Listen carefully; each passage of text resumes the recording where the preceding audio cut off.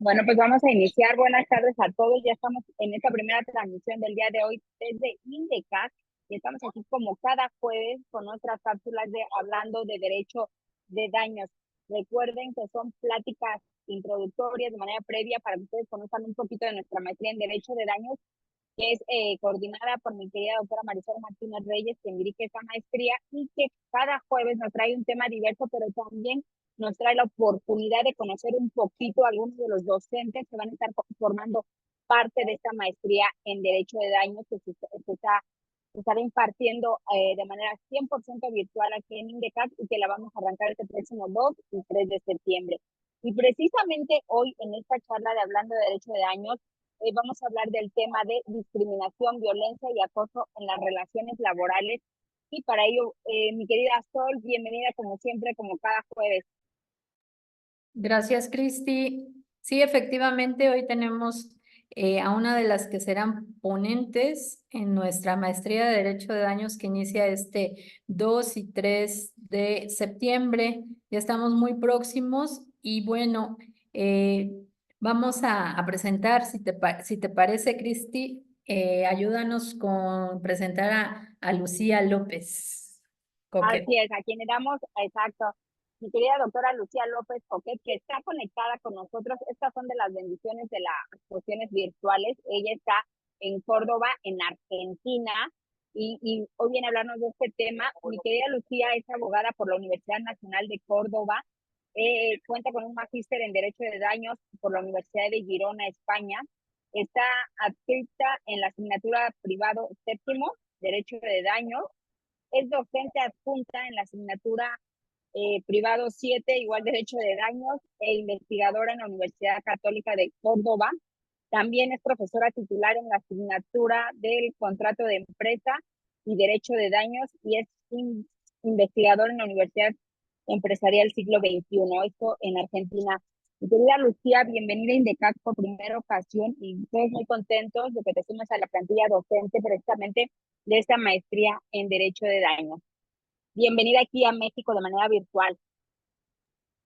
Bueno, muchas gracias. Buenas tardes a quienes están presentes y quienes están también en la transmisión. La verdad que es un honor muy grande que me hayan invitado. Agradezco personalmente a Marisol por su trato y demás, la iniciativa que tienen desde el Instituto de Estudios y Capacitación Jurídica. Es muy importante que se puedan hacer este tipo de maestrías y en particular que quienes estén interesadas, interesados, puedan participar en estos encuentros. Gracias por la presentación, Cris, muy amable por ello. La idea justamente, como decía Marisol y Cris también, es que, bueno, nos puedan conocer a las docentes y a los docentes que vamos a participar y asimismo que puedan ver cuál es el tinte de esta maestría, que justamente es darles a ustedes un apoyo desde un posgrado, desde diversas aristas. Yo soy abogada litigante, como decimos acá en Argentina. Em, Tengo muchos temas de seguros y de consumo en los cuales, bueno, recientemente he tenido la oportunidad por un colega de ustedes, que es Julián Canar Borges Castillo, que es el que siempre me genera estas invitaciones a trabajar con ustedes, lo cual para mí siempre es un gusto, y me está comentando cómo los temas de daños van teniendo cada vez más auge, más tratamiento en la jurisprudencia, y asimismo eso se ve reflejado en la participación académica que hay a los fines de formarse en estos asuntos. Así que bueno, agradecerles eso, invitarles a que se puedan sumar a la maestría. Estamos haciendo un trabajo colaborativo grande para que hayan muchos temas de interés que puedan satisfacerles. En el conversatorio del día de hoy, lo que vamos a hablar es hablar de un supuesto que también tiene, bueno, gran importancia no solamente para el derecho civil, sino para el derecho en general, que es hablar de un supuesto de dañosidad y ver si este supuesto de dañosidad puede ser tratado también desde el derecho de daños y no solamente desde el aspecto laboral. ¿Por qué? Sí, Porque tenemos, sí, sí, Lucy. Marisol. Nada más para poner en contexto, lo que pasa es que en México se relaciona mucho la reparación del daño con los temas penales. casi siempre se piensa que la reparación del daño solamente está a cargo de la víctima en un proceso penal. Nuestra maestría la estamos ofertando precisamente para todas las personas que se dedican a diferentes instancias del derecho, como puede ser la laboral, la administrativa, la familiar. Y es por eso que el día de hoy estamos tratando este tema que tiene que ver mucho con las relaciones laborales y para entrar en contexto, ver si esto nos los vas a decir tú más adelante, si este tipo de daños por discriminación o por algún tipo de lesión Violencia al o acoso. trabajador pueda ser sujeto del derecho de daños que hoy en día está en boga en México y que después de una reforma muy importante que tuvimos en el 2011 respecto a derechos humanos, bueno, la reparación integral del daño pues está abriendo paso y están abriendo brechas para el reclamo de estas acciones, pero no solamente en la instancia penal, sino también en otras áreas del derecho. ¿Qué opinión te merece, Lucy? Bueno, gracias Marisol por esa introducción porque me es valioso y poder contextualizarlo a su derecho y es la idea de también dar una respuesta más allá de la legislación que tenemos acá en Argentina o principios del derecho internacional que podamos aplicar. En general, la idea de reparación, y bueno, seguramente cuando estén en la materia, el módulo que me ha tocado dar, que es pasar de un concepto de responsabilidad civil al derecho de daños, es justamente traspolar esta diferencia de que la reparación, la sanción, el derecho era una respuesta ante una conducta antijurídica, pero punible, que era lo que justamente el derecho penal nos protegía.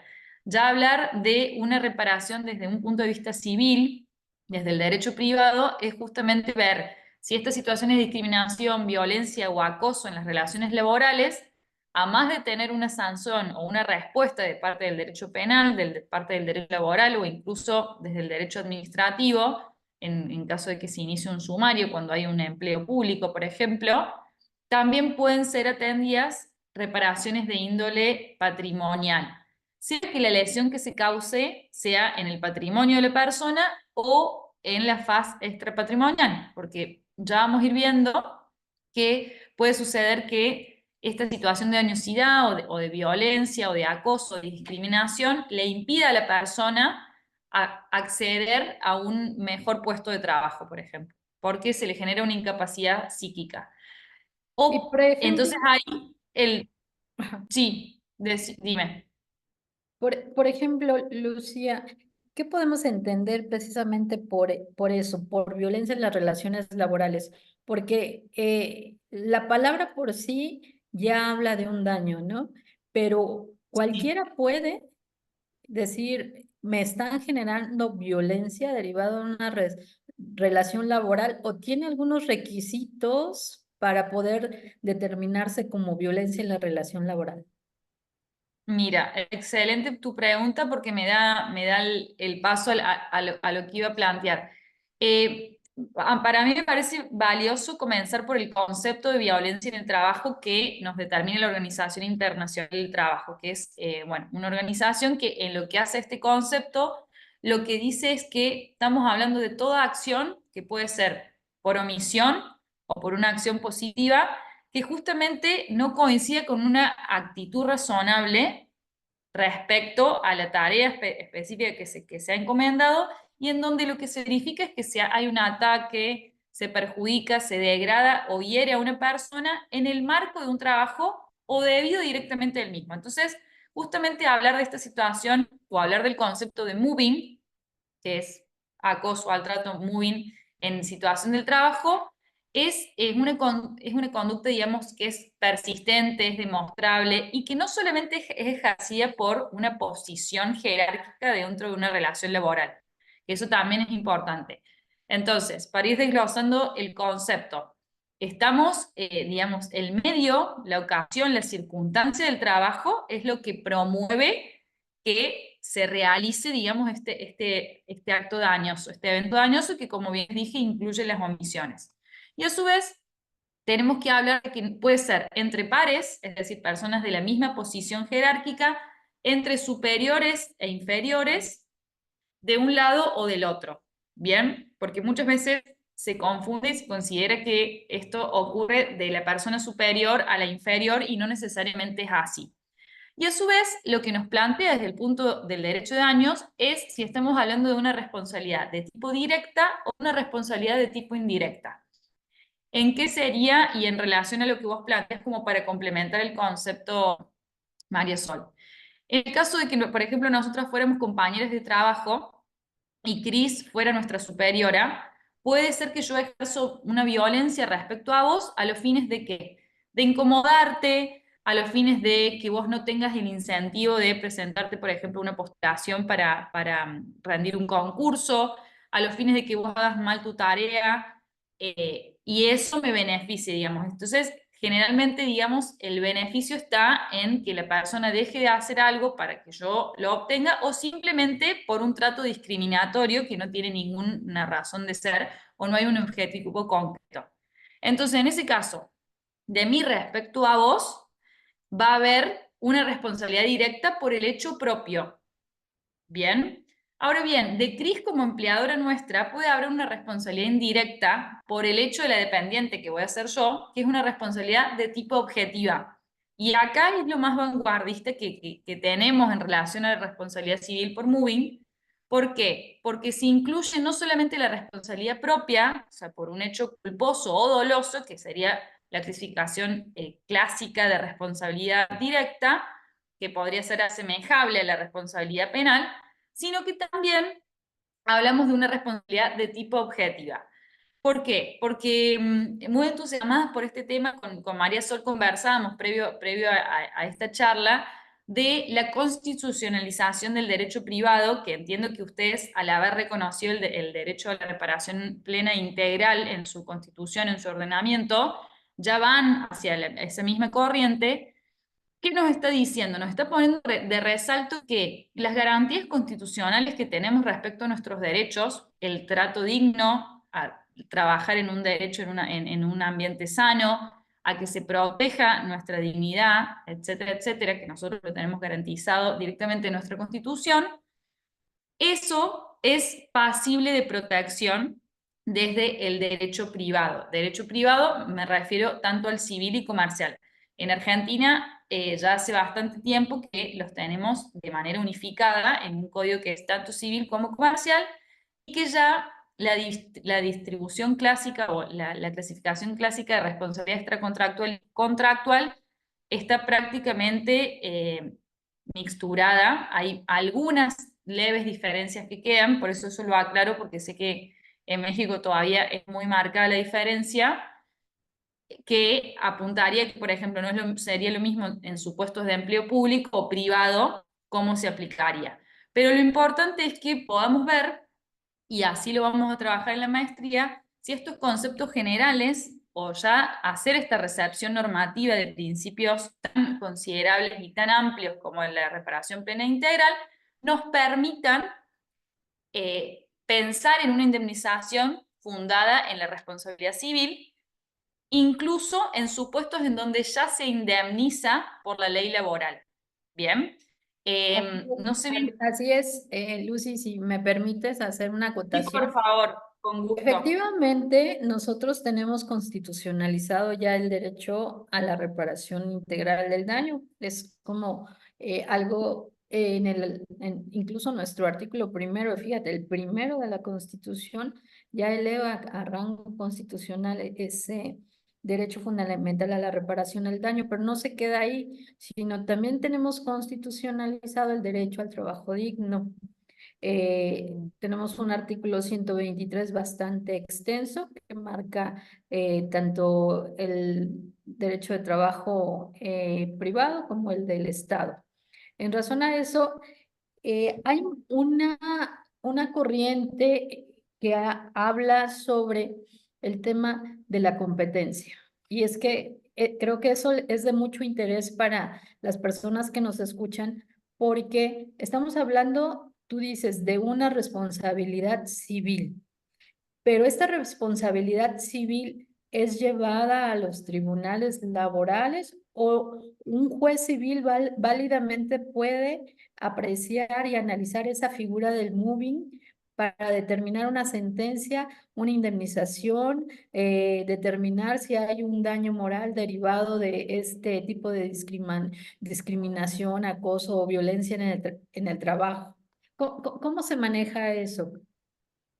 Mira, ese es un tema que siempre es resonante porque justamente cada área del derecho es muy celosa en proteger sus principios, por el principio de especialidad incluso, por cuando tenemos un ordenamiento específico.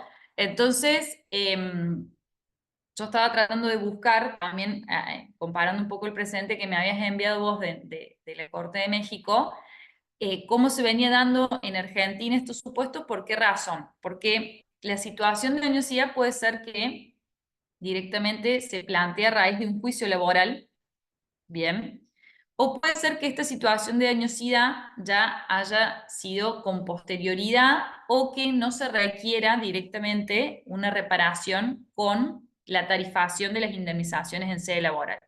¿A qué me refiero con esto? ¿Cuál sería la diferencia y si accionar por una vía o por la otra impediría que se reclame el daño patrimonial desde este sentido? Entonces, por ejemplo, uno de los últimos fallos que hemos tenido en relación a daño moral por moving fue justamente a instancias de el juicio laboral. Bien, o sea, todavía no ha llegado a la Corte Suprema porque se terminó resolviendo que el juez laboral sí era competente para resolver esta cuestión porque así había sido planteada y específicamente porque el moving como tipificación específica había sido la razón para que la persona se considerara como un despido indirecto. A raíz de eso acciona, bien, pide las indemnizaciones respectivas y a su vez pide una indemnización por daño moral por moving. Bien, ¿qué pasa? Justamente lo que estaba comentando anteriormente de la responsabilidad directa e indirecta, generalmente si es una acción por daño indirecto, perdón, una acción directamente respecto a la persona que es empleadora, claramente no son parte las pares. Es como si nosotros en el ejemplo que te estaba dando anteriormente estuviéramos hablando de una acción que vos le iniciás a Cris en carácter de empleadora y pidiendo la indemnización por mi maltrato.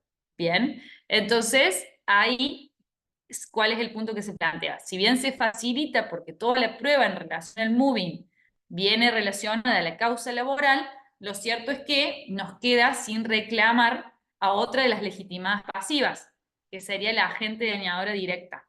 Entonces, uno de los principales interrogantes que tenemos en relación a supuestos de dañosidad de moving, independientes a lo que son las indemnizaciones del derecho laboral, es si nos conviene o no nos conviene hacer una acción autónoma directamente por el derecho civil, como si fuera una situación de dañosidad clásica, y reclamarle tanto a la persona que lo ejerce como a la titular de la empresa, que también puede ser una persona física o jurídica, en ese caso no vamos a saber. ¿Y esto qué incidencia práctica tiene? Porque al final eso es lo que nos interesa. Primero vamos a tener que ver cuál es el patrimonio de las dos personas que estamos accionando. Si la persona que es compañera de trabajo, que fue la que cometió de manera, digamos, por sus propios actos estos supuestos de acoso, de discriminación y de violencia en el marco de una relación laboral, no es lo mismo el patrimonio que tiene una empresa. Entonces, generalmente se están planteando dentro de los juicios laborales, pero nada obsta, por lo que voy a seguir comentando ahora, que se haga de manera independiente. ¿Por qué? Porque retomando, y me parece súper valioso que tengamos esta coincidencia en ambos derechos del trato digno, el derecho laboral y que se tome como un derecho fundamental, porque eso nos da una libertad de acción que nos invita como operadores jurídicos y jurídicas a ser vanguardistas en los planteos. ¿Por qué yo me debería limitar en la competencia si tengo un derecho fundamental que está vulnerado? Entonces, cambiar el foco de la cuestión y posicionar el interrogante desde otro lado justamente nos garantiza que cuestiones procesales, que muchas veces son los recelos que tenemos en los tribunales, nos impiden accionar en situaciones en las cuales efectivamente estamos desprotegidos y hay una garantía que se está vulnerando. Sí, sí, Te- Lucy, porque déjame decirte que en algunos foros hemos platicado los que nos dedicamos al derecho de daños precisamente de que al ser un derecho fundamental, la reparación del daño, no importa en qué código estés o competencia en la cual te encuentres, sino que lo importante es el daño y su reparación. O sea, la vista de este nuevo derecho de daños va hacia la víctima, a quien resiente el daño y sobre todo a trasladar esas consecuencias patrimoniales o extrapatrimoniales que generaron el hecho victimizante. Puede ser en una materia laboral. Sin embargo, tenemos nosotros como mucha resistencia porque si bien tenemos el artículo primero, tenemos el 123 de la Constitución que, como te dije, menciona los derechos laborales, tanto en el aspecto privado como público. Tenemos una ley federal del trabajo que le falta, en mi opinión, el tema de la reparación, porque sí habla de daños, pero daños de incapacidades laborales por accidentes de trabajo, pero como que se queda un poco corto en los daños extrapatrimoniales. Luego entonces, las autoridades laborales, cuando les toca determinar un caso de daño moral, ante esta autoridad laboral, dice, bueno, pues yo no soy competente porque mi ley no establece el daño moral como un tipo de indemnización derivado de una relación laboral. Hoy en día, el caso de Moving, tenemos pocos, te somos sinceros, tenemos pocos en el tema de Moving, se han creado unas pocas tesis de jurisprudencia, pero aún todavía esto al menos yo no he visto ninguna sentencia en una autoridad laboral por daños extrapatrimoniales, es decir, daño moral derivado de moving. Lo he visto, sí, pero en juicios civiles, en donde la acción va directa y dirigida a determinar esa afectación emocional que se le ha causado al trabajador con motivo de esa discriminación o ese acoso por parte ya sea de otro trabajador o de su jefe, ¿no? Inmediato. Pero es muy interesante poder abrir, ¿no? Con estas pláticas el panorama de que sí se pudiera llegar el caso de plantearlo en el proceso laboral, porque ¿cuál es la disyuntiva aquí, Lucía?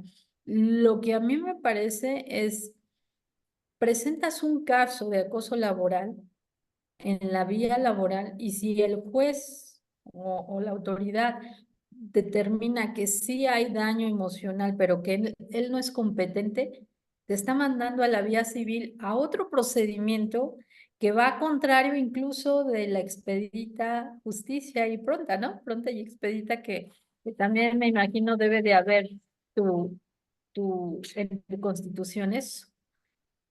Entonces, ¿qué nos puedes decir con respecto a Bueno, estos casos? justamente ¿Ustedes lo de han eso, afrontado?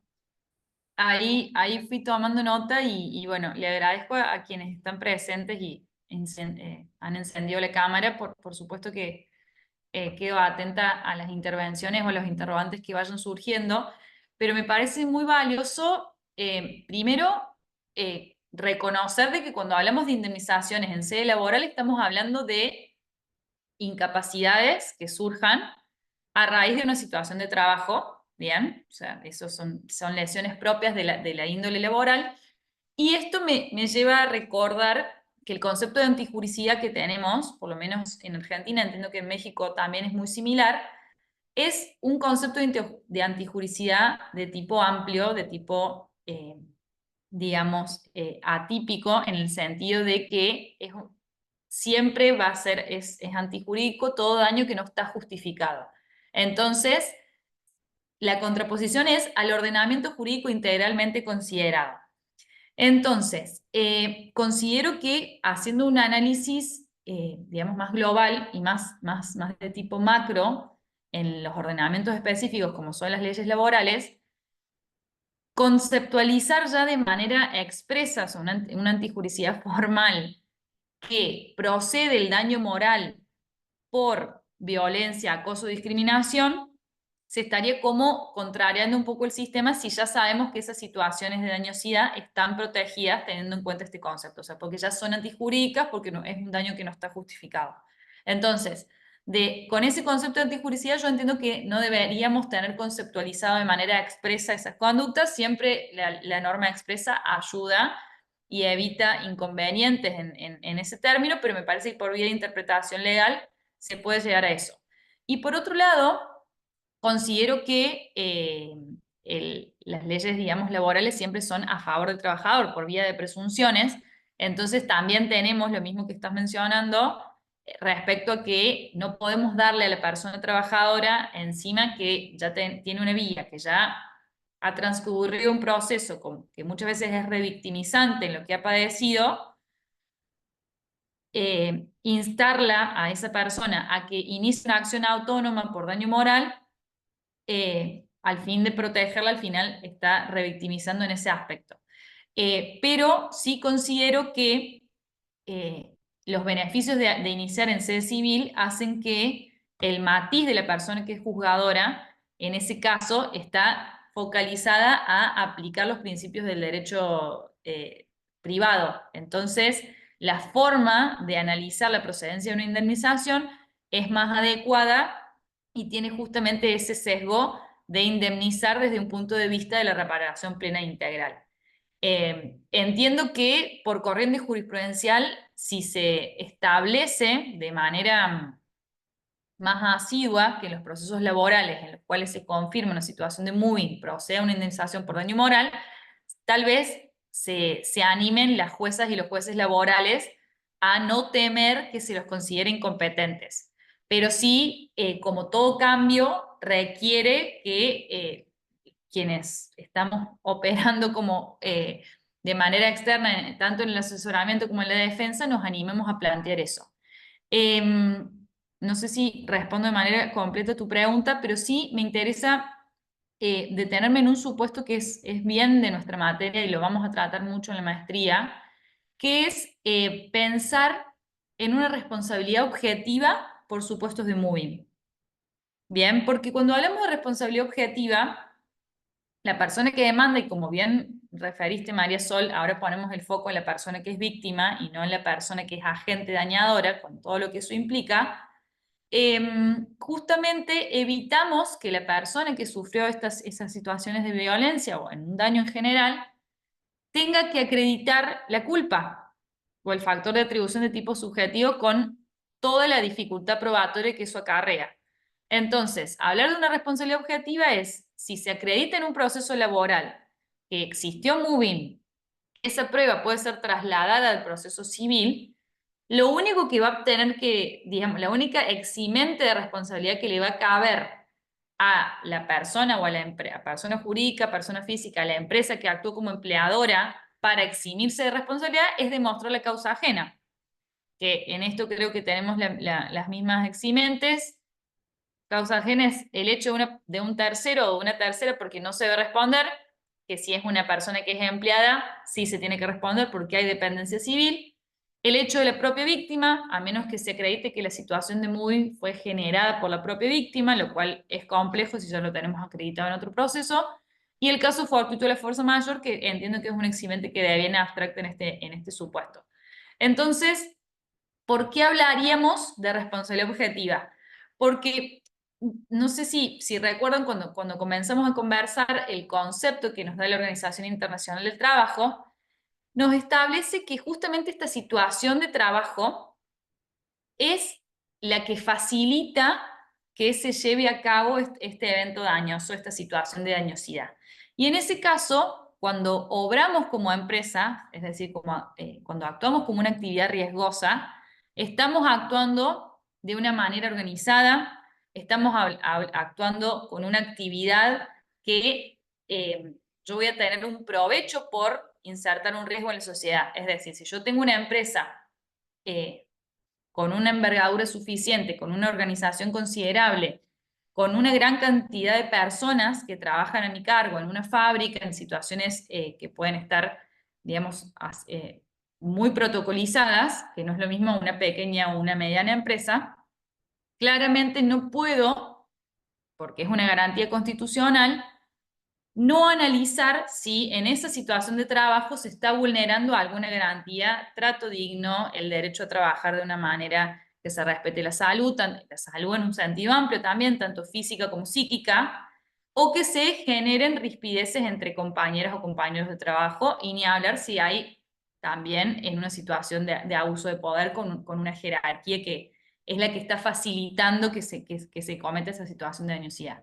Entonces me parece que lo valioso en nuestra materia, y que me encantaría que en las clases lo podamos elaborar, y si alguien quiere hacer su tesina en este tema, desde ya mi predisposición para colaborar, es que pensemos en situaciones de responsabilidad objetiva por moving.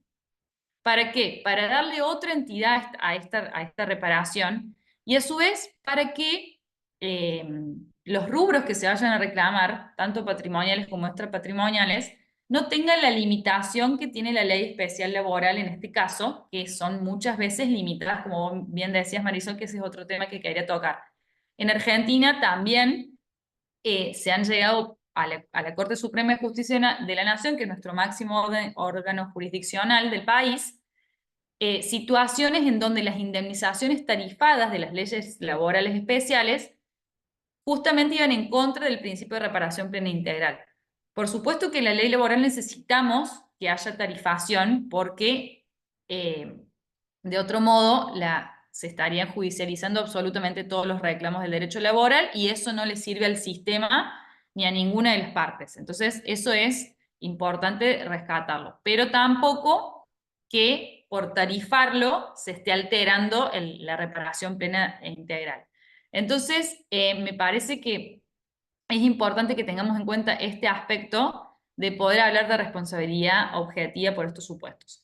Y Que mira, eso, un cierre ok. más, y disculpa, ya te doy la palabra, eso no obsta la responsabilidad directa del agente dañador, que en esos supuestos tendremos que ver si hacemos un proceso con las dos partes legitimadas, tanto por responsabilidad directa como por indirecta, porque es un mismo hecho, nada más que en uno se responde por un hecho ajeno y el otro por un hecho propio, sino que, digamos, va a quedar a la elección de la persona que lo quiere reclamar, porque también puede ser bastante revictimizante volver a iniciar una acción contra esa persona que nos generó un acto de violencia o de vulneración en ese sentido. Entonces, es usual pensar que no se lo quiera o se la quiera demandar en ese aspecto. Ahí terminaba la idea, Marisol. Sí, sí, Lucy, gracias. Mira, es un tema muy interesante y a eso iba con las cargas probatorias, porque normalmente este tipo de conductas que se dan siempre son a veces de realización oculta. ¿Cómo puede probar una persona o un trabajador respecto a la conducta de un hecho discriminante o un acoso sexual? Porque ese es el pan de todos los días. Las cargas probatorias que en muchas ocasiones para el trabajador tiene dificultad porque a lo mejor sus testigos o las personas que pueden declarar que ese hecho sucedió están dentro del sistema laboral del mismo patrón, y en razón a eso dicen, bueno, yo no puedo declarar a tu favor, yo sé qué pasó, pero no puedo declarar porque me voy a quedar sin trabajo. Entonces, este tipo de cosas están sucediendo en la vida diaria, y estos casos de moving se dan, yo creo, de manera masiva en muchos centros de trabajo, pero el trabajador o trabajadora se queda atado de manos por la situación difícil de probar. Considero que si ese es un aspecto, digamos, complejo, no sé si le doy la palabra a Nibardo primero y luego te respondo, María Sol, cómo querés que lo organicemos. Sí, Nibardo, ¿cómo estás? Hola, doctora, ¿cómo está? Muy buenas tardes. Feliz de Es saludar. interesante y me gustaría contribuir un poquito o ampliar a lo que va. En materia laboral, la carga de la prueba, la mayoría, el 99% hasta ahorita, es muy buena pregunta, es a cargo del patrón. El trabajador nada más afirma y nada tiene que probar. Es el patrón. La única prestación o pretensión que tiene que está obligado el trabajador hasta el día de hoy es cuando es el tiempo extraordinario. Dice, todo lo demás, si él dice, él me despidió, el patrón tiene que probar en toda la ley mexicana y otros de Sudamérica. Ignoro de Argentina y si ignoro si va a ser agregada al catálogo normal o si va a ser como excepción y si va a ser a cargo de la prueba del... Pero hasta ahorita no conozco y todo indica que va a ser a cargo de la parte patronal o empleadora, doctora. Nomás quería dejar ese claro. O sea, aquí no llevamos tanta Gracias. fuerza de carga. Gracias, Nibardo, muchas gracias. La verdad que siempre el aspecto probatorio hay que darle como su capítulo aparte porque justamente si no podemos hacer operativas estas garantías, ¿de qué nos sirve, digamos, desde un punto de vista dogmático, hacer un análisis tan preciso? Justamente, bueno, en dos casos que seleccioné como para comentarles, a los fines eran con pruebas de presunciones, porque justamente la dificultad que tiene, como coincido con María Sol, es que la prueba testimonial termina siendo un poco, digamos, tergiversada por los intereses contrapuestos o porque puede haber también una persona que tema a que eso le perjudique en el trabajo. Entonces, en un caso que hubo también acá en Córdoba, que llegó al Tribunal Supremo, se pudo acreditar que, por ejemplo, se le habían quitado el acceso al servidor a esta persona para que haga su trabajo. Se le habían quitado las claves, se le habían quitado accesos, digamos, a archivos puntuales para que lleve a cabo su tarea. Entonces, con ese tipo de actitudes, la persona efectivamente no podía prestar adecuadamente la tarea. Y a su vez, en relación a, me parece que Josefina hizo un aporte, permiso, lo voy a abrir el chat para revisar. Josefina Bustos, ¿cómo estás? Bueno, ahí voy a leer su pregunta. ¿Pueden servir audios donde se da el acoso y la violencia? Porque como bien comentan, está complicado que un compañero esté dispuesto a declarar. Bueno, en relación a los audios y a la prueba, digamos, nueva prueba documental que tenemos a raíz del uso de las TICs, es importante que eso vaya después ligado a otro tipo de prueba, o que la persona que hizo el audio lo reconozca o se puede acreditar por una vía de informática que los números telefónicos son de propiedad de esa persona, como para que podamos de alguna forma acreditar la autoría. Pero más que todo va a depender en relación a si esto se origina por situaciones de discriminación, por situaciones de acoso o por situaciones, digamos, de violencia en general. Entonces, en las situaciones de acoso también va a tomar injerencia mucho, digamos, bueno, si hay situaciones de cámaras de seguridad, si hay correos electrónicos, cómo se comunican las personas, si la organización empresarial como actividad, digamos, compleja y organizada, tiene un departamento de derechos humanos, perdón, sí, que respete, digamos, la parte de asesoramiento de los recursos humanos. Entonces, ese es justamente el departamento que canaliza todas las inquietudes del personal.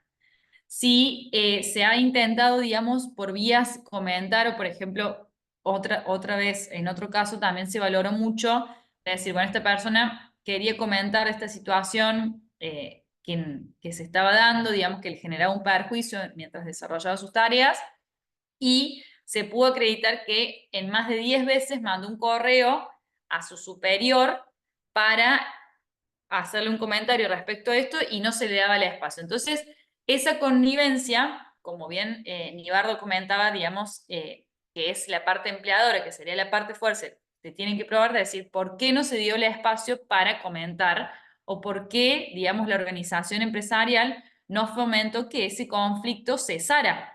Bien, antes de llegar a una persona que, bueno, muchas veces después la prueba, digamos, por excelencia termina siendo la prueba psicológica, en donde se hace un dictamen y una profesional o un profesional específico analiza, digamos, el perfil de la persona, analiza las situaciones y después ya con eso se va, digamos, esquematizando cómo ha sido. Porque muchas veces estamos frente a situaciones que no son en un solo día, que un poco es lo que vos comentabas, María Sol, si todo es moving o alguna cuestión es, a ver, quienes trabajamos en equipo y demás, sabemos que muchas veces somos todas personas humanas que podemos tener mejores días que otros o tener situaciones de estrés propios por la actividad, pero en este caso estamos hablando de cuestiones que exceden la normal tolerancia en un ambiente de trabajo y por la actividad misma.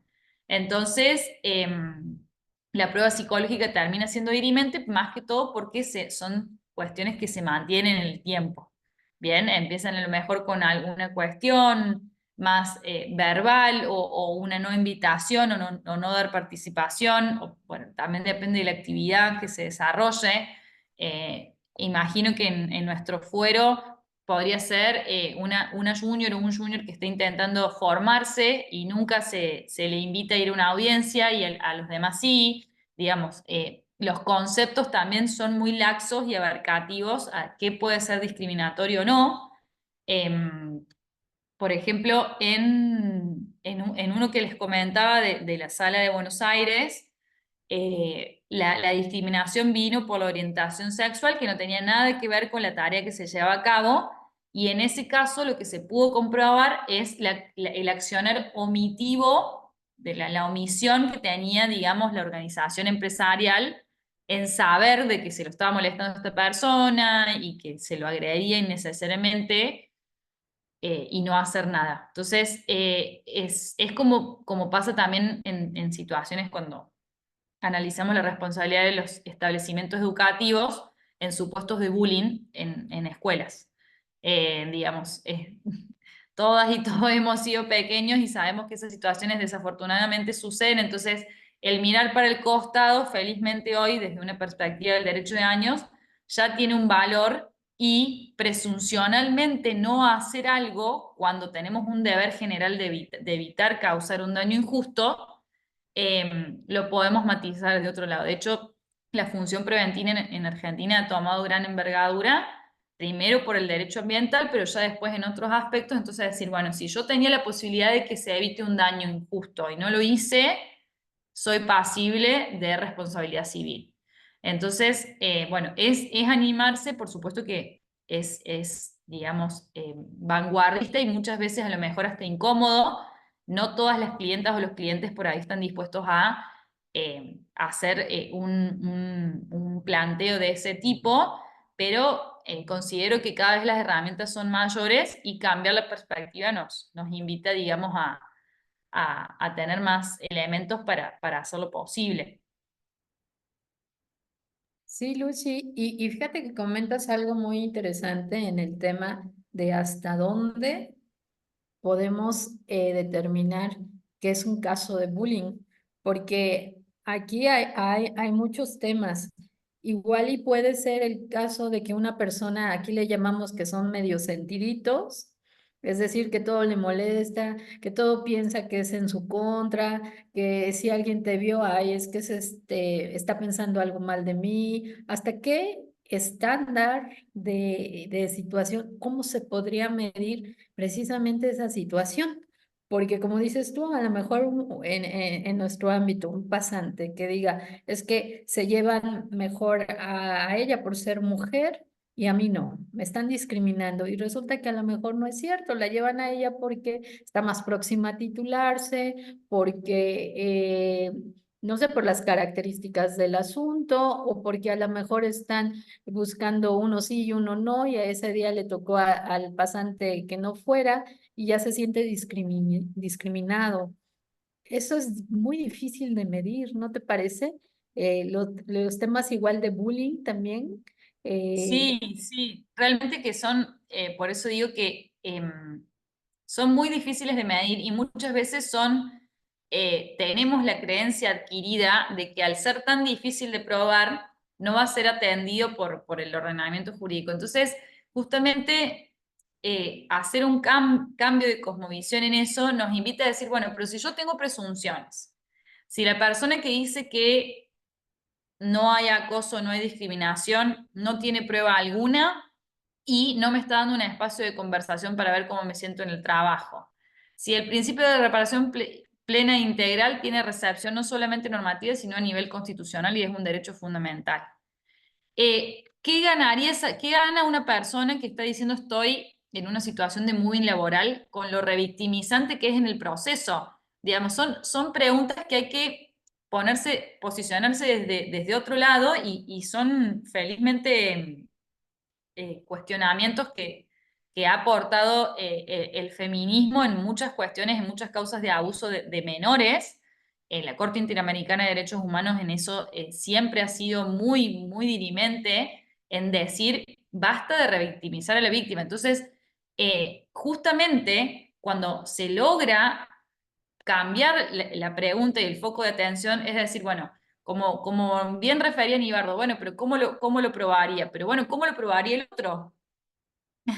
Está bien, yo a lo mejor no tengo la prueba concreta o no tengo el audio como me manifestaba Josefina y demás, pero tengo una situación de una persona que era líder en ventas, tenía las mejores comisiones, siempre tuvo el mejor resultado y trabajaba súper bien con todos los clientes y demás, y de repente, desde que está manifestando que siente una situación de discriminación y acoso laboral, sus resultados han mermado, su calidad respecto al trabajo no es la misma, cada vez se pide más licencias por padecimientos psíquicos, ha tenido un ataque de pánico, el Departamento de Recursos Humanos no le ha atendido. Entonces, digo, hay forma de llevar a decir, bueno, bien, no tengo la prueba cabal y concreta, pero tengo muchas situaciones que demuestran que acá algo pasó, ¿bien?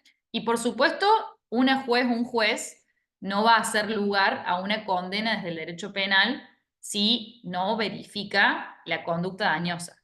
Ahora bien, si lo que se está buscando es una reparación integral desde el punto del derecho civil, con una responsabilidad objetiva en donde es totalmente prescindente la conducta del agente dañador o de la agente dañadora, ¿por qué deberíamos tener una prueba tan concluyente? Un poco eso es lo que venimos debatiendo también en la cátedra en Córdoba, en el sentido de decir, animarnos a plantearlo así, con prescindencia del resultado que tengamos y también nosotras y nosotros como abogadas y abogados que defendemos tanto a una empresa o a una persona que manifiesta ser víctima de bullying, tenemos que prestar especial atención a la prueba que tenemos o no para acreditarlo en ese sentido, pero no significa que no tengamos las herramientas. No sé si se entiende el punto de vista. Creo que Fernando habías levantado la mano.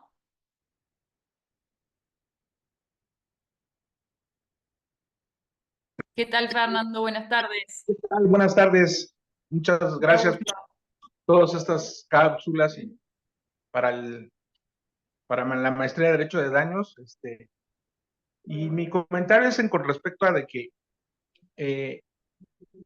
en México pues está creciendo la cuestión de derechos de daños en todas las materias, pero siempre hay que ver la circunstancia práctica, qué es lo que realmente, porque ahorita acaba de salir, bueno, no acaba de salir, hay una tesis en donde se maneja la discriminación y es porque el patrón no inscribe al trabajador en la seguridad social. Y al no darle esta prestación, es una discriminación. Entonces, para poder ver realmente qué entra en discriminación o no, pues es difícil, pero todo tiene que ver con respecto a la situación. Sí, hay una película muy padre de los Estados Unidos, la de Filadelfia, en donde él es juzgado, sí, y de hecho en México ya sucedió. Y en Argentina pues están muy avanzados con respecto a la cuestión de derecho de daños en materia laboral, ¿sí? Porque hay riesgos de trabajo, hay relaciones del trabajador en donde el patrón pues, no le da los implementos que debe manejarse para poder hacerle frente al trabajo y le trae una enfermedad, un riesgo de trabajo o una enfermedad, ¿sí? Entonces, es difícil, pero qué bueno, gracias, qué bueno que existen todos estos para poder estudiar y ver que en cada materia puede manejarse una responsabilidad. Y la fuente es obvio, la responsabilidad civil, ¿sí? Es de donde nace todo el badaje de la responsabilidad civil con respecto al derecho de daños, ya viéndolo desde el punto de vista de la víctima, ya sea víctima directa e indirecta, ¿sí? Ese es todo lo que quería expresar. Gracias, Fernando. Muchísimas gracias por tu interés y coincido plenamente que, bueno, como nos enseñan cuando vamos al grado, cuando estamos en los primeros años de universidad, todo depende del caso concreto, no porque tengamos, digamos, estas garantías o estemos planteando, digamos, este universo de posibilidades, vamos a tener un supuesto de dañosidad que devenga en un daño resarcible. Por supuesto que hay que trabajarlo y demás, pero sí en los supuestos en los cuales consideramos que por defecto de prueba o porque nos parece que no es usual que se reclame, descartar de plano la procedencia, digamos, de la acción. O sea, me parece que en esa mixtura vamos y bueno, te agradezco, Fernando, por el planteo. Me parece que hay otra compañera, no tiene nombre, pero dice Xiaomi, que también levantó la mano. Sí, Dolores Guillermina Mojica ¿Qué Trejo, a tal, sus órdenes. Dolores? Me parece muy interesante el tema de reparación del daño y comulgo mucho con lo que acababa de expresar ahorita el compañero. ¿Qué pasa cuando la víctima que sufrió no solamente discriminación, sino violencia de género y alguna otra circunstancia, en materia penal no se judicializa la carpeta y en ende, por lo pronto, en consecuencia no puede acceder a una reparación del daño? Es revictimizar más a la víctima porque es enfrentarla a otro tipo de peritajes, de otros procesos. A lo mejor me hice bolas en lo que quiero decir ahorita, pero la reparación del daño aquí en México y sobre todo contra instituciones del Estado mexicano, me parece que todavía estamos muy lejos de que se cumpla. Bueno, Dolores, gracias por tu aporte. Mira, justamente este planteo de la diferencia de lo que es la responsabilidad penal y civil hace que en civil no se tenga que acreditar, digamos, efectivamente la culpa, sino que se puede matizar por, digamos, otro tipo de presupuestos en donde la antijuricidad no es formal, sino que es de tipo material. Entonces, no hay que probar el tipo penal. Por supuesto que son situaciones muy agraviantes cuando hay situaciones de violencia de género confirmadas, pero nada obsta que se plantee la acción civil dentro de un proceso penal.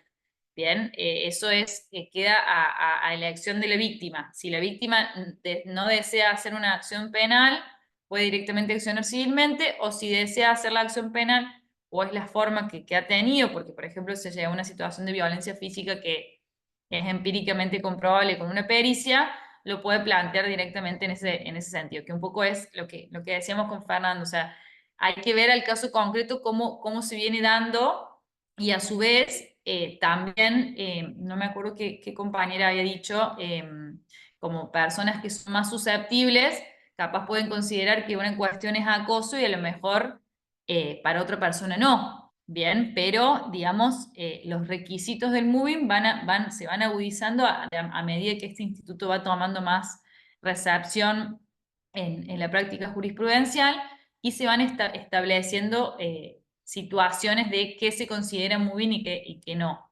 Eso seguramente a lo largo de la maestría lo vamos a ir viendo si es de su interés y siempre los docentes que estamos a cargo estamos dispuestos a enviarles material ampliatorio de algún asunto que ustedes requieran. Así que, bueno, eso para que lo sepan. No sé, María Sol, si estamos muy justos con el tiempo. Yo me puedo quedar unos minutos más para responder a una otra pregunta. Sí, mira, tenemos en el chat Ahí está una Jorge, pregunta. también. Ah, disculpen, no lo había visto. Perfecto, entonces acá Josefina plantea, doctora, desde la demanda inicial en materia laboral se demandaría el agente dañador por ser parte de la empresa. Bueno, en ese caso habría que ver si se hace una reserva de iniciar una acción por daños y perjuicios en esa misma sede, o si eventualmente concluye el proceso laboral y a raíz de la prueba que se obtiene en ese proceso laboral se inicia directamente en sede civil. Bien. Eso va a depender, digamos, de la situación, de cómo viene planteado el asunto, pero nada obsta, digamos, porque como les digo, es también un tema que en Argentina no es ni blanco ni negro, tiene sus grises, y bueno, por el derecho en general, o sea, está capacitada tanto una juez o un juez en sede laboral como civil para plantearlo. Jorge y Alfonso, como quieren en orden, no sé quién estaba primero. Buenas tardes, estaba primero el compañero Jorge, gracias. Muy bien, vamos Jorge entonces. Buenas ¿Qué noches, tal? doctora, un gusto. Pues fíjese que más que nada es una pregunta. A mí me preocupa mucho una situación. Ahora, pues no sé cómo etiquetarlo, si moda, estrategia o artimaña, no sé qué sinónimo ponerle. El hecho de que ahora se le ha estado dando demasiada, diría yo, importancia al hecho de que si una persona del sexo masculino se siente mujer o una persona del sexo femenino se siente hombre, que yo no me meto en su sexualidad, es asunto de cada quien, pero lo que sí está claro que si el cuerpo es femenino, se viste como mujer y sus documentos dicen que es femenino, pues es femenino. Pero sin en cambio con esa moda que han agarrado de malamente usar esa, para mí, a título personal, una aberración al lenguaje de incluir el arroba, ponerle ellas, todes, porque eso no está especificado en ninguna parte de la ley. Y el hecho de que ahora a una persona, digamos una mujer, se le diga mujer y resulta que no se considera mujer, que se considera lo que pusieron hoy binario, y se molesta y ahora ya todo lo consideran un bullying, ya todo lo consideran un abuso, ya todo lo consideran, se han hecho muy susceptibles con con esa parte que han estado manejando últimamente, que yo a título personal yo no comparto, y me preocupa cómo se va a manejar en la ley ese sentido, de que si una persona no quiere usar esas palabras y la contraparte se siente ofendida y va y demanda en una cuestión laboral, ¿cómo se va a poder comprobar o cómo se va a poder defender el patrón de que pues no lo está haciendo maliciosamente? Simple y sencillamente vuelvo a lo mismo. Si la documentación dice masculino o femenino, pues de esa forma se dirige uno. Y sin en cambio, eso ahorita está agarrando una importancia a nivel social que para mí es, ay, no, le repito, no sé ni qué palabra usar, pero sí me preocupa cómo se va a manejar esa parte. Gracias, Jorge. Bueno, la verdad que ese es un asunto muy sensible y hay que tomarlo con mucha seriedad y con mucho cuidado al momento de expresarse, porque coincido de que muchas veces puede haber personas que se sientan agraviadas por situaciones que otras ni siquiera consideran que lo están haciendo desde un punto agraviante. Y me parece, a los fines de responder tu pregunta, en primer lugar, considero que lo que hay que tomar acá en claro son los conceptos de culpa y de dolo. Bien. Culpa, como bien sabemos, es como hay una intención de dañar, perdón, en el dolo hay una intención de dañar, o el dolo eventual, que también nosotros en Argentina lo tenemos incluido en el derecho civil, cuando se actúa con grave menosprecio de los intereses ajenos. Que esa forma de plantearlo se comenzó a utilizar, por ejemplo, con las personas que conducían en situaciones de ebriedad o bajo alguna sustancia que, sabiendo que eso podía perjudicar al resto, si igualmente se hace, entonces se agregó esa parte de grave menosprecio de los intereses ajenos. Entonces, y la culpa tienen los matices, la negligencia, la impericia y la imprudencia. Ahora bien, en lo que vos planteas de decir, bueno, si una persona se siente discriminada o no, por no ser llamada de la manera que se considera, primero que comparto de que es una situación muy de la actualidad, entonces todavía no tenemos elementos tal vez desde un punto de vista más bien de la psicología o más bien desde otras cuestiones que estén adaptadas para que podamos transcurrirlo de la manera más sana posible y pacífica. Pero sí considero que la situación que siempre se da, por lo menos en lo que vengo estudiando e incluso retomando los conceptos de la Organización Internacional del Trabajo, es que no por solamente expresarte de una manera, por ejemplo, a una mujer o a un hombre trans, o una persona que a lo mejor en vez de que le digan señor o señor, quiere que le digan persona. Desconozco, digamos, las distintas variantes que puedo hacer solamente los fines ejemplificativos. Es decir, que yo te diga de señor o de señor, solamente por expresarme así no me parece que sea una situación de discriminación que implique o habilite una cuestión que se entienda discriminatoria. Bien, me parece que hay que hacer una interpretación global y teleológica, es decir, desde el lado de los fines, a ver cuál es la circunstancia. Ahora bien, si una persona está pidiendo desde reiteradas oportunidades y por distintos medios que en vez de decirle Jorge le digan Lucía, o en vez de decirle Lucía le digan Jorge, y se insiste en llamarlo de esa manera con una desidia o con un menosprecio a la importancia que para esa persona tiene, entiendo que hay un matiz para analizarlo. Pero nosotros somos justamente personas que estudiamos el derecho y no podemos estar siempre teniendo el caso concreto, entonces entiendo que sería súper valioso que por vía normativa esto pudiera tener una recepción para que tengamos un lineamiento general cómo manejarnos, y me parece que puede ser un buen punto de investigación en ese asunto, Jorge, así que lo planteemos para investigar si estás de acuerdo. Después estaba Alfonso y después Violet, no sé, creo que Alfonso estaba primero. Sí, doctora Marisol, buena tarde. Doctora Lucía, buena tarde. La verdad es que vi lo que iban a hablar y quise pues conectarme. Les recomiendo a los compañeros muchísimo la maestría. Yo la estoy tomando actualmente, estoy en el grupo de los sábados. Y yo me dedico específicamente a la materia del trabajo, a la materia laboral aquí en México.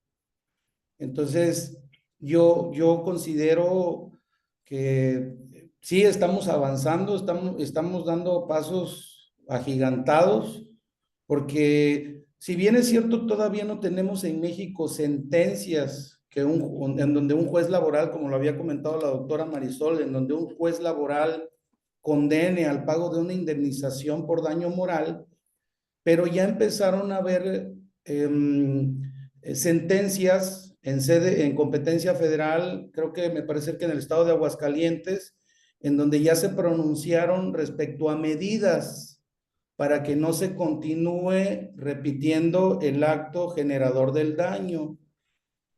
También ya hay una sentencia en un juzgado civil en Tamaulipas, en donde ya condenaron por cuestión de temas de moving, y pues ya tenemos en la ley, incluso en la Ley Federal del Trabajo, un protocolo que ya lo establecieron como obligación para los patrones para prevenir los temas los temas de discriminación, hostigamiento, acoso, en donde pues el patrón en conjunto con los trabajadores tienen que observar mecanismos, precisamente lo que comentaban hace un momento, para poder atender, escuchar, investigar y sancionar este tipo de situaciones dentro de la fuente de trabajo. Yo ya inicié, yo tengo ya procedimientos activos, pero apenas estamos en la etapa inicial, en donde demandé rescisiones de la relación de trabajo sin responsabilidad para la parte trabajadora por temas de hostigamiento. Y ya estoy reclamando el pago de una indemnización por daño moral derivado del moving que se le dio a las trabajadoras, porque en este caso son mujeres. Como comentaba la doctora Marisol en un inicio, es algo que ya había yo observado también en la Ley Federal del Trabajo en cuanto a las indemnizaciones por temas derivados de riesgos de trabajo, o incluso las indemnizaciones a las que establece la Ley Federal en uno de los artículos cuando se termina la relación de trabajo, ya sea por despido o por terminación del trabajador sin responsabilidad para el trabajador, pues esas indemnizaciones nada más conllevan a pagarle al trabajador por la terminación de la relación de trabajo, pero no hay una indemnización cuando se trata de un caso de hostigamiento o acoso, porque esos dos conceptos en la reforma del 2012, una reforma del 2012 a la Ley Federal del Trabajo, se metieron ya esos conceptos a la Ley Federal del Trabajo, el tema, y lo diferenciaron como hostigamiento y acoso en cuanto al grado. El vertical, o sea, de patrón hacia trabajador, lo definieron como hostigamiento, y entre iguales, de trabajador a trabajador, lo definieron como acoso. Así quedó establecido en la Ley Federal del Trabajo. Y ya la Corte hizo una interpretación al respecto, y fue que salió por ahí una sentencia hablando del mobbing laboral. Pero yo sí considero, acaba de comentar, como yo escuché que comentó, de que ya tienen por allá ustedes en Argentina una sentencia que todavía no llega a su Corte Suprema, en donde ya un juez laboral sentenció por cuestiones de una indemnización por daño moral, y tenemos otros ejemplos aquí en Latinoamérica, en donde ya sufrieron ese cambio o ya tuvieron esa revolución. El caso de Colombia, Chile, me parece ser que es igual, España, el propio juez laboral condena una indemnización por daño moral.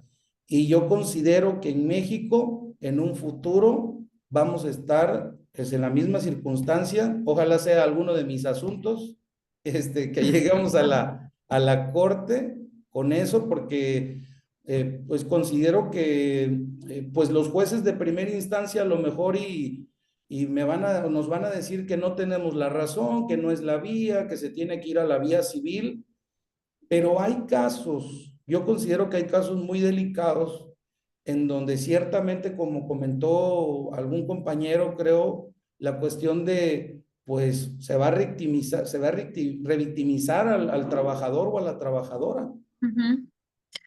Muchas gracias, Alfonso. Sí, Mira, gracias. Dos cuestiones, si me permites, Marisol, sé que estamos con el tiempo justo, pero me parece importante responder y creo que nos puede interesar.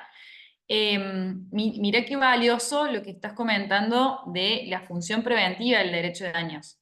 Es decir, al tener esta recepción, digamos, constitucional del derecho a la reparación plena e integral y el principio general de no dañar a otra persona, faculta, después eso ya vemos, Marisol, cómo lo podemos canalizar en la maestría para yo poder comentarlo, pero acá tenemos herramientas judiciales directas que son de tutelas inhibitorias o acciones preventivas directas, que justamente lo que no se quiere llegar es a la reparación, no queremos llegar a la reparación, queremos que no se cause el daño. Entonces, me parece que activar los protocolos de este sentido, como bien refiere Alfonso, decir, bueno, a ver, en este tipo de organigrama empresarial con más de 30 personas empleadas, ya corresponde tener un departamento de recursos humanos. O acá hay una situación de hostigamiento, bien, ¿qué medida preventiva se impone? ¿Por qué? Porque justamente eso es dar la posibilidad, primero cambiar el sistema, y es una forma de compensar o recomponer que no es pura y exclusivamente con dinero, que otro de los puntos que quería tocar si llegamos era el análisis económico del derecho que podemos hacer en este sentido. ¿Por qué? Porque como bien refiere Alfonso, si solamente vamos a abonar las indemnizaciones que están tarifadas y conceptualizadas, muchas veces haciendo una visión desde el análisis económico del derecho, a lo mejor nos es más económicamente favorable pagar directamente esas indemnizaciones y no invertir en hacer políticas para evitar esas situaciones de hostigamiento, para tener un departamento específico, digamos, de recursos humanos que se evite y demás. Entonces, el tema costos en esto es una visión que aporta también otro matiz para analizar el asunto en términos desde esa arista. Porque justamente la situación laboral y a mayor complejidad, cuando más grande es, más invisibilizan estas conductas que la verdad que generan mucho daño a las personas y muchas veces indemnizar ya no es la solución. Entonces, bueno, eso seguramente lo vamos a dejar para plantear. Y bueno, Violeta, si querés, te damos la palabra. A ver si me permites Sí, abonar un por favor, María comentario. Sol. Alfonso, la verdad es que dijiste muchas cosas muy puntuales y muy interesantes que efectivamente se van a tocar en la maestría. Este solamente es una probadita de lo que van a tener con Lucía imagínense, en 4 sesiones, en los sábados de 9 a 2 y en los lunes y martes de 6:30 a 9 de la noche. Vean la capacidad que tiene Lucy de transmitir el conocimiento y sobre todo la expertise. Pero dejemos en la mesa algo que pensamos, no para discutirlo ahorita, pero es algo que yo he pensado y que es parte de lo que estoy desarrollando. A ver qué les parece el daño moral derivado del despido injustificado, que en muchas ocasiones hemos topado con pared y que las autoridades dicen no. Está la indemnización que te damos por despido injustificado. Lo decía Alfonso, no pidas más, ¿no? Es la indemnización que te corresponde. Aquí en México, Lucy, son 20 días por cada año que se elabora como una indemnización por un despido injustificado. Sin embargo, yo voy más allá, ¿no? O sea, me quitaste mi trabajo desde, no sé, 30 años. Hay casos el derecho de daños es casuístico, ¿no?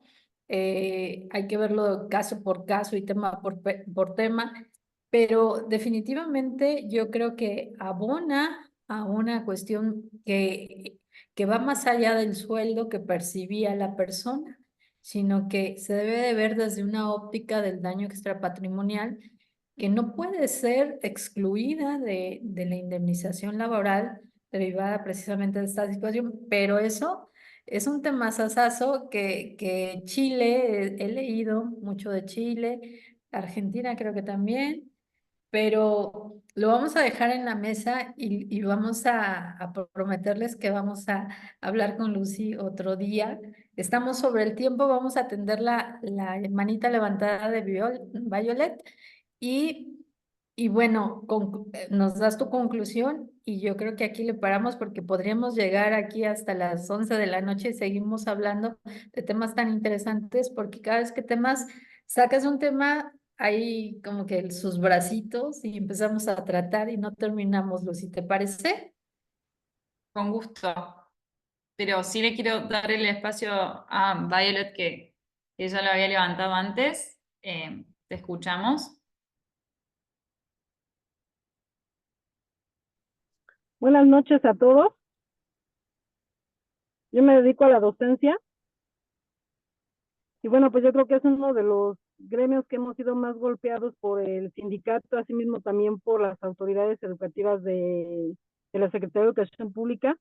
En este caso hablo referente a directivos, hablo sobre supervisores, jefes de sector. Y bueno, pues el sindicato está asociado de una forma muy corrupta hacia las autoridades. Pareciera que tienen que defender a las autoridades y protegerlos lejos, que protejan a los docentes. Yo quisiera que sí tuvieran como un espacio de analizar las leyes que nos rigen a nosotros, porque los maestros hemos sufrido también daño moral, esta violencia laboral de la que yo escucho que hablan ustedes como expertos en el área penal, civil y laboral. Y pues siento que nosotros no tenemos un gremio o asesoría realmente jurídica que nos defienda. También la Contraloría, pues es una total corrupción. En la Secretaría de Educación Pública de aquí de México, principalmente CEYEM, que es donde yo laboro. Y yo, por ejemplo, apenas tuve una situación muy delicada durante este ciclo escolar que terminó. Madres de familia me empezaron a asediar y acosar al inicio del ciclo escolar, el cual el 7 de noviembre inician quejas de manera verbal. El director le da apertura a que integren los escritos que se ven que están coaccionados, que están dirigidos y bien asesorados, el cual pues yo le dirijo un escrito conforme a derecho que me apoya uno de mis hermanos a realizarlo. Y bueno, el director sintió pues un poco de temor al ver el escrito, el cual desvirtúa los daños que supuestamente yo le hago a los alumnos y me da ahora sí que me dice que no encuentra indicios de violencia de mi persona hacia mis alumnos. Y bueno, ahí se detuvo un poquito el problema. Él no sé de qué manera tan virtuosa, ¿verdad?, pudo desvirtuar mi conducta, que así hubiese sido. Estas madres de familia en esa indignación hubieran ido a otra instancia, ¿no? Pero yo, como le dije al director, yo no temo nada porque yo no he hecho absolutamente nada. Sin embargo, estas madres de familia en esa serie de acoso me encierran en el salón de clases con intenciones de golpearme. El director estaba presente después de 1 hora y media que me detuvieron en el salón. Llega el director sin decir una sola palabra, hace un acto omiso porque le pido que levante un acta, que levante una minuta, que dé un informe. El caso me ignora completamente. Y para no hacer cargo a la problemática, en el cierre del ciclo escolar, estas madres del grupo toman las cartulinas, ¿no?, con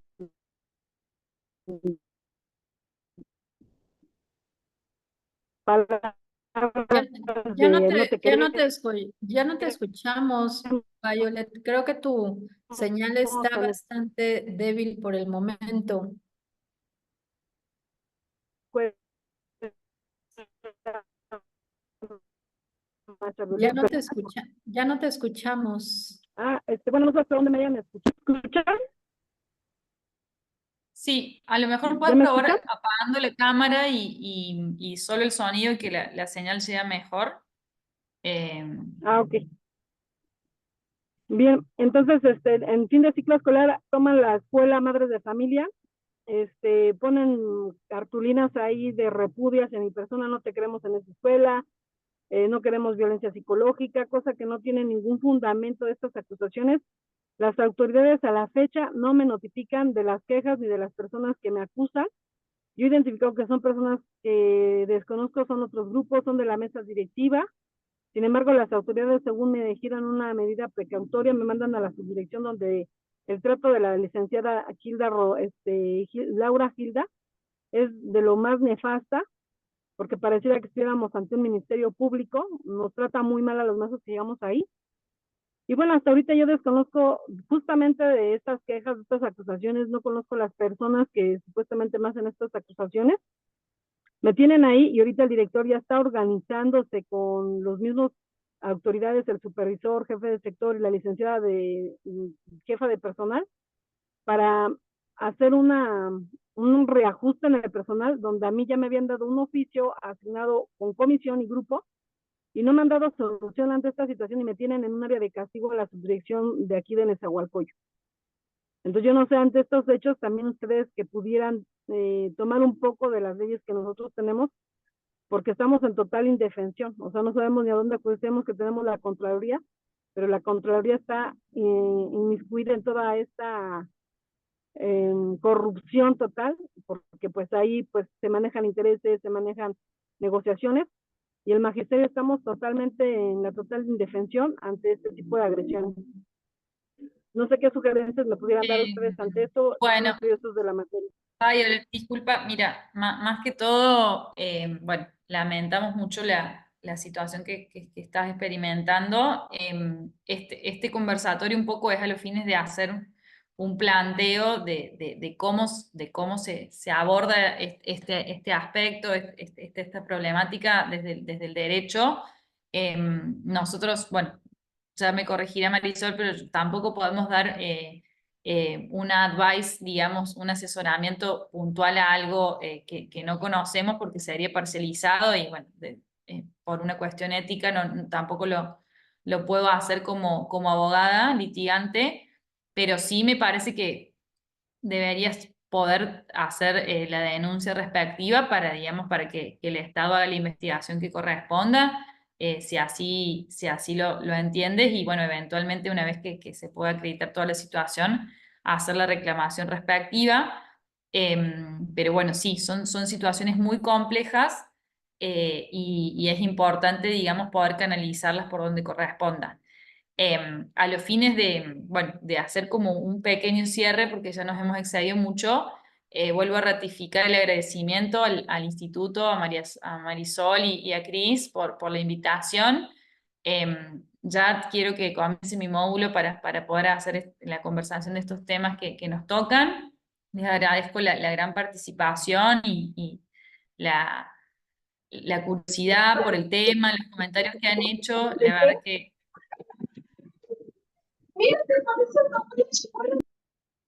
ahí creo que se activó un audio. Es un tema, digamos, que considero que tiene un abordaje multidisciplinar. Me parece que hay que, digamos, tratar de quitarse la rigidez, más que todo desde el punto de vista procesal, con la competencia, pero sí coincido que tampoco ni todo es moving, ni nada es moving, digamos. Hay que ir al caso concreto para ver si efectivamente estamos en una situación. Es importante que también trabajemos en caracterizarlo. Hay mucho que se ha estudiado sobre el tema, pero eso, digamos, es continuo el desarrollo. Y bueno, quedarnos con la pregunta que hizo María Sol de Marisol de si hay daño moral por un despido injustificado. En ese sentido, lo injustificado del despido también está justificado por la norma que lo avala, entonces habría ahí un trabalengua un poco para destrabar respecto a la antijuricidad y si es una conducta permitida o no. Pero bueno, me parece que nos va a quedar para otro conversatorio. Cualquier cosa ya, bueno, van a tener mi correo de contacto, Marisol se los puede brindar. Y bueno, les animo a que se inscriban en la maestría para seguir estudiando. Muchas gracias. No, al contrario, Lucy, al contrario, tú por aceptar la invitación a esta charla. Como les dije, solamente es una pequeña probadita de lo que se pueden ver en los temas que vamos a desarrollar en la maestría. Estamos ya muy animados a iniciar, estamos ya próximos, el día 2 y 3 de septiembre se estará arrancando esta maestría, que se va a dar solamente los lunes y martes de 6:30 a 9 de la noche. En el tema de la maestría sabatina, bueno, ya estamos más avanzados, tenemos ya 4 módulos que hemos dado, pero como te dijeron, los compañeros están muy emocionados, nos estamos divirtiendo demasiado porque además de que estamos tratando temas novedosos como este, estamos desentrañando entre los pilares y la construcción de este derecho de daños que al menos en México apenas se está desarrollando en estos últimos años con temas novedosos, con casos que se están planteando y que la Corte ha desarrollado ya una doctrina muy vasta en el tema de la reparación integral y que la maestría precisamente va a formar abogados que se dediquen a la materia y que lo puedan desarrollar ampliamente. Cris, pues estamos cerrando, nos pasamos un poquito de tiempo, pero Lucía ha traído mucho interés a los participantes que se han conectado y bueno, quisiéramos quedar más tiempo, pero ya, estamos en el tiempo. Gracias, Lucy, Cris.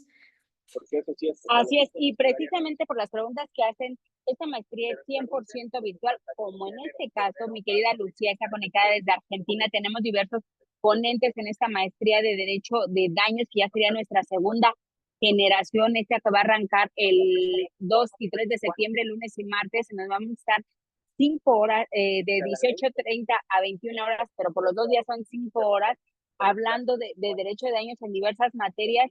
Y bueno, pues mi querida Lucía, muchísimas gracias. Sabemos que estamos desfasados en los horarios entre México y Argentina y agradecemos que estés conectada aquí con nosotros y a todos ustedes que tengan interés en inscribirse en esta maestría en Derecho de Daños. Recuerden que no solamente está enfocada en la materia civil, es una maestría interdisciplinaria que civil, laboral, penal, administrativo pueden formar parte de nuestra gran maestría. Entonces, ahí está la información. Los esperamos y bueno, queda ahí abierta la invitación, Lucía, para que puedas estar, como bien lo dijiste, en otra charla de Hablando de Derecho de Daños con mi querida Marisol. Te agradecemos este tiempo que has tenido a bien compartir con el Foro Jurídico de INDECAR. Bueno, muchas gracias.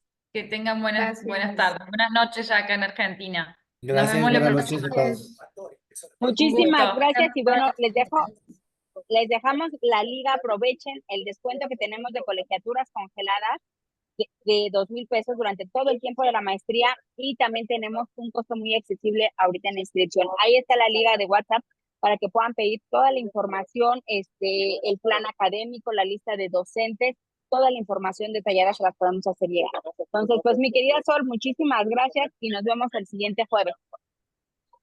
Chao, Hasta chao. luego. Chao.